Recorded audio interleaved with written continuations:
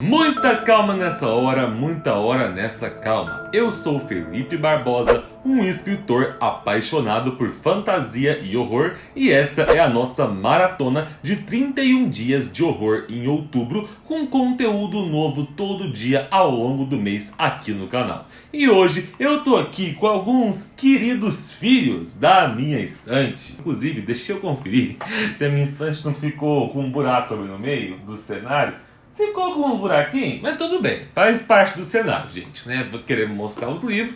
Faz parte que os livros não estejam no cenário. Hoje eu separei para vocês dicas de leitura macabra para esse mês, me comprometendo a fazer uma lista de livros bem diversa para garantir que pelo menos um desses livros aqui agrade as preferências de cada um de vocês, quer você seja mais fã de horror sobrenatural, quer seja mais fã de thriller psicológico. Então, se você é fã de horror e se você não se apaixonar por completo por pelo menos um desses 5 livros aqui dessa lista, você vai continuar sendo fã de horror, porque você tem direito a ter a sua opinião e eu não sou o dono da verdade. Mas enfim, vamos falar de 5 livros macabros que são muito mais do que simples histórias de horror, mas que são também histórias com críticas, ensinamentos, mensagens ou valores muito fortes e impactantes nas entrelinhas. É claro, não se esquece de antes deixar aqui o seu like, compartilhar esse vídeo com seus amigos leitores, se inscrever no canal e ativar o sininho para receber as notificações. E bora lá então!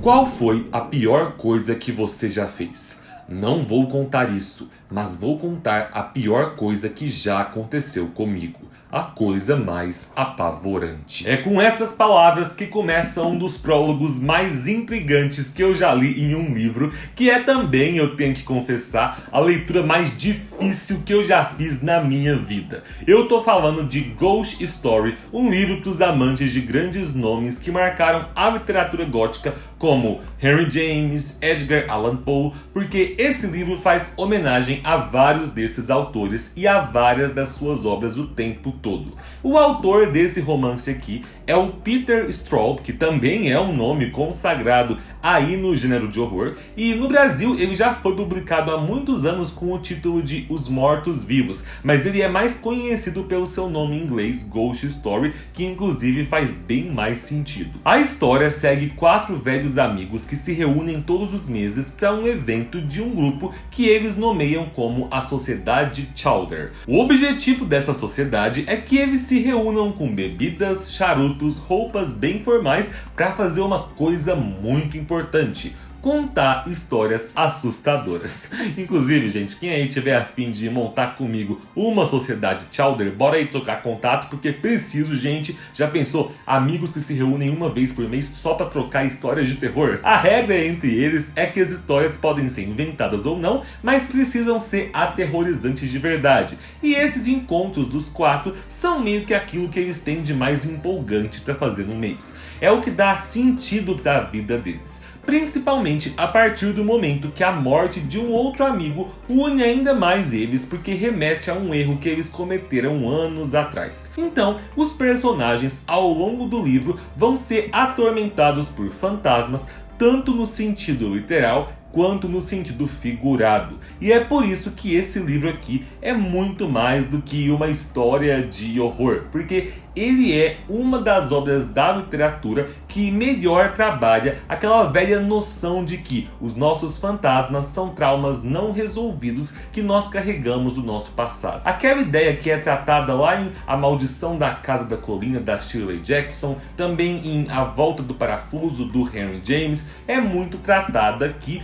e sempre relacionada com a questão da velhice. Enfim, mas por que eu disse que foi a leitura mais difícil que eu já fiz? Porque é uma leitura muito cansativa pelo método narrativo do autor. Só que sabe aquele livro que as pessoas viram pra você e falam assim, ó, pega esse livro, enfrenta esse calhamaço, passa pelas partes lentas, arrastadas e sem sentido que ele tem. Você vai sofrer, mas depois vai valer muito a pena. É isso que acontece com esse livro aqui. A história tem uma estrutura toda fragmentada e no começo do livro o autor joga para você vários personagens, várias informações e você fica completamente perdido na narrativa. Só que ao longo da história você vai fazendo as conexões entre os personagens, entre os acontecimentos e você fica o tempo todo com o prólogo na cabeça, porque no prólogo a gente tem uma cena de um personagem que é o Don Vanderlei com uma garota, que essa garota parece ter sido sequestrada por ele e ele amarra ela enquanto eles param para dormir, só que você não faz ideia de quem é aquela menina, do que é aquela cena e você só vai entender o prólogo com o desenrolar da história e conforme você for unindo as pontas soltas. Então, gente, eu confesso que eu enrolei meses com a leitura desse livro. Não foi fácil, mas quando eu terminei eu vi que valeu muito a pena e que ele merece todo o reconhecimento que ele tem. Beleza, mas aí você vira pra mim e fala: Felipe, eu não tô com paciência pra ler algo que é do século passado e que tenta simular um método de narração do século retrasado. Eu tô afim de algo mais contemporâneo, uma pegada mais real, algo menos viajado. Meu amigo, não tem melhor indicação pra você do que esse livrinho aqui, que muitos de vocês com certeza já ouviram falar muito nos últimos tempos, que é Bom Dia, Verônica. O livro é escrito por uma dupla de autores que são o Rafael Montes e a Ilana Casoy, mas ele foi lançado em 2016 pelo pseudônimo de André Kilmore. Então não se confunda aí se você achar dois livros vendidos na internet com nomes de autores diferentes e mesmo título, são o mesmo livro, tá bom? São só edições diferentes. Bom, por mais que não tivesse como eu deixar esse livro aqui de fora da lista, eu não vou entrar em tantos detalhes porque eu ainda pretendo trazer um vídeo para o canal só sobre ele, principalmente agora que a gente tem a série da Netflix que complementou muito mais a mensagem forte que a gente já tinha no livro. A gente vai acompanhar aqui a vida da escrivã Verônica Torres, que trabalha numa delegacia de homicídios em São Paulo e que é uma personagem completamente imperfeita, cheia de defeitos, egocêntrica e impulsiva. Ainda assim, ela não se conforma com o quanto a polícia é inerte em alguns casos e ela decide investigar por conta própria os crimes por trás de um caso onde ela presenciou o suicídio de uma mulher e acaba cruzando com outra mulher chamada Janete, que está presa num relacionamento abusivo violento com um serial killer que também é policial militar. Pessoal, por mais que esse seja o único livro da minha lista que não tem nenhum elemento sobrenatural, ele é com certeza o que tem os piores monstros.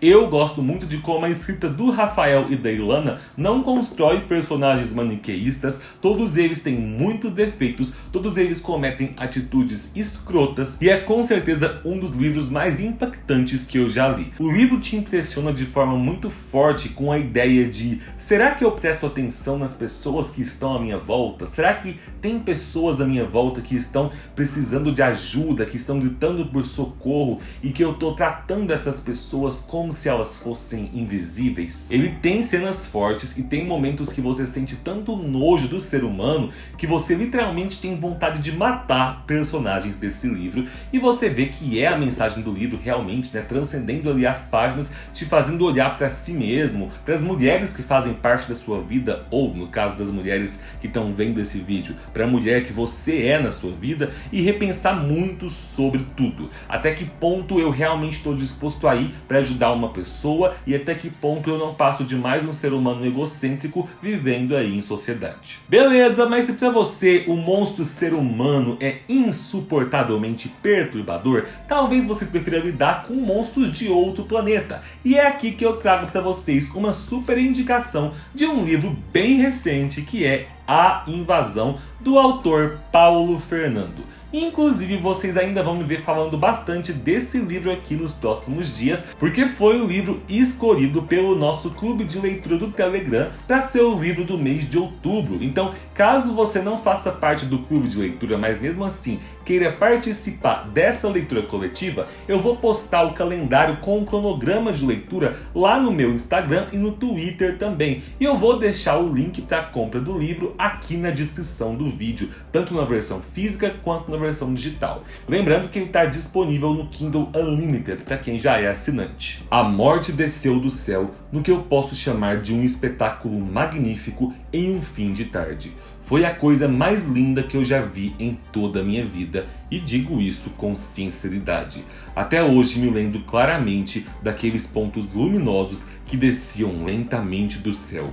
Era como se todas as estrelas estivessem caindo ao mesmo tempo, causando um efeito hipnotizante em todos nós. É assim que nós temos o início desse horror de ficção científica com uma invasão extraterrestre, mas que na verdade tem como foco a história de dois garotos que veem as suas vidas se interligando quando um deles acaba salvando a vida do outro. Eles passam a conviver juntos tentando sobreviver e logo alguns sentimentos intensos começam a aflorar entre os dois. Tudo isso enquanto eles tentam descobrir cada vez mais sobre os aliens que invadiram a nossa Terra. A história acaba indo muito além do típico horror intergaláctico pela forma como ela lida com os vários aspectos da superação dos personagens. Inclusive, dá pra ver que tem muitos reflexos de vivências pessoais do autor. O Paulo Fernando conta que ele escreveu o livro quando ele ainda estava processando o luto após a morte da avó dele, e muito disso transparece nos traumas dos personagens que passaram por muitas perdas também.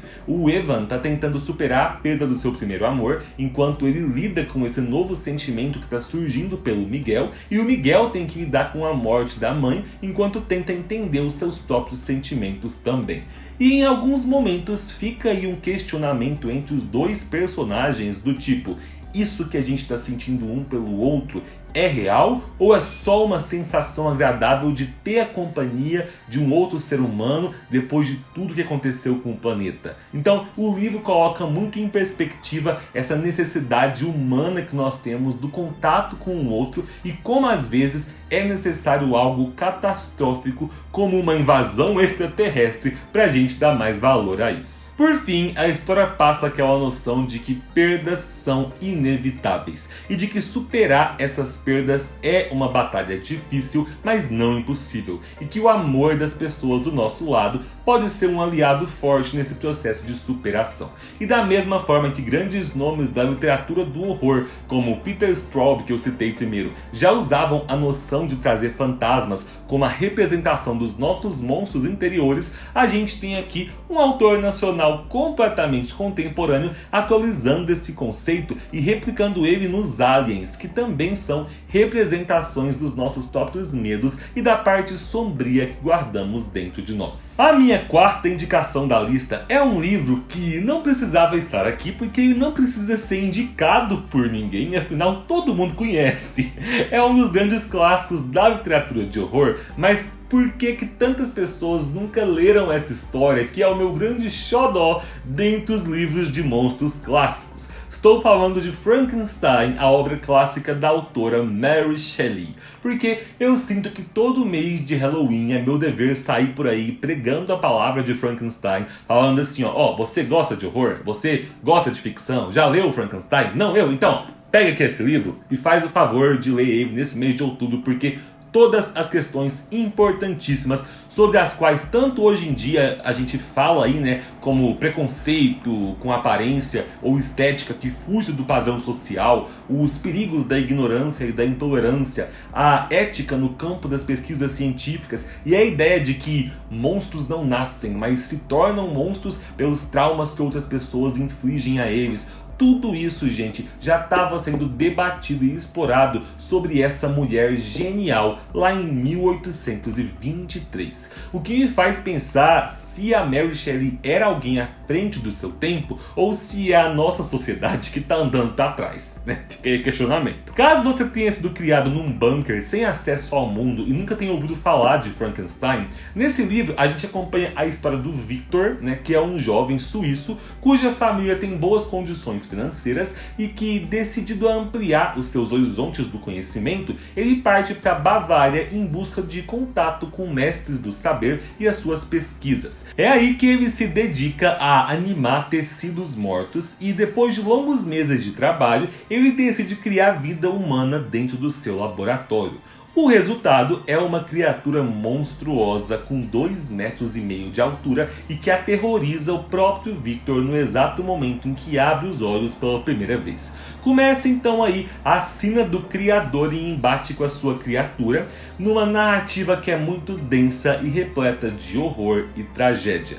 Assim como qualquer livro que foi escrito há praticamente 200 anos atrás, gente, Frankenstein não tem uma linguagem fácil, mesmo com traduções mais atuais hoje em dia, ainda é um livro para o qual você tem que dedicar atenção na leitura, mas é uma obra essencial para quem é fã de horror. Então, leia Frankenstein, vocês não vão se arrepender e ano que vem, no próximo mês aí de Halloween, eu volto para pregar a minha palavra anual em relação a esse livro aqui. Agora, indo nesse mesmo esquema aí de um livro que brinca o tempo todo com quem é o verdadeiro monstro, né? A criatura ou o criador, a criatura ou a sociedade. Eu trago aqui uma obra que não tem jeito, cambada, é o meu livro favorito do ano. Quem me acompanha nas redes sociais sabe que esse livro conquistou meu coração. Território Lovecraft. Como esse vídeo aqui está saindo em outubro, eu acredito que muitos de vocês já estejam aí em contato com essa história através da série da HBO, Lovecraft Country. Mas apesar da série estar sendo uma excelente adaptação,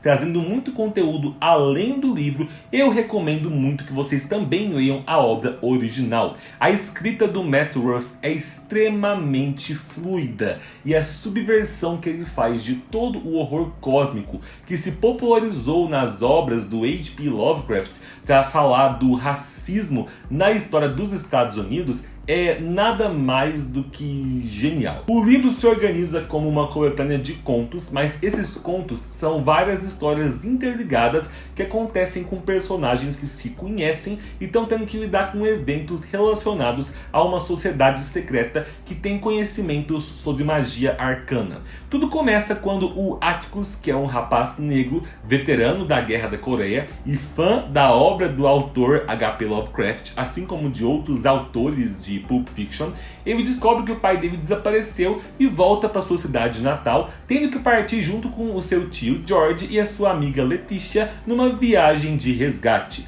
Mas no meio do caminho e ao longo desses contos, os personagens vão enfrentar monstros de outras dimensões, casas mal assombradas, espíritos vingativos e o maior monstro de todos, o racismo da década de 1950. Para mim, esse livro aqui precisava ser vendido com o seguinte título: Manual para mostrar para a internet que a cultura do cancelamento não funciona e como podemos subverter as obras problemáticas de autores influentes falecidos. É sério, gente. Toda aquela questão que a internet no mundo todo traz sobre o racismo de Lovecraft, que aqui no Brasil a gente debate muito sobre Monteiro Lobato, o livro traz muito arraigado no seu horror cósmico a ideia de, não, eu não vou cancelar um autor racista, pelo contrário, eu vou me aproveitar da fama e influência desse autor que foi racista e problemático para mostrar como os verdadeiros monstros daquela época eram pessoas com essa mentalidade. E sério, eu não tenho palavras para definir o quanto eu me encantei com esse livro. Eu já reli ele, amei cada episódio da série da HBO e inclusive eu queria saber se vocês têm interesse que eu traga conteúdo sobre o universo do livro de Território Lovecraft aqui pro canal. Porque assim, lá no meu outro canal, o Toga Voadora,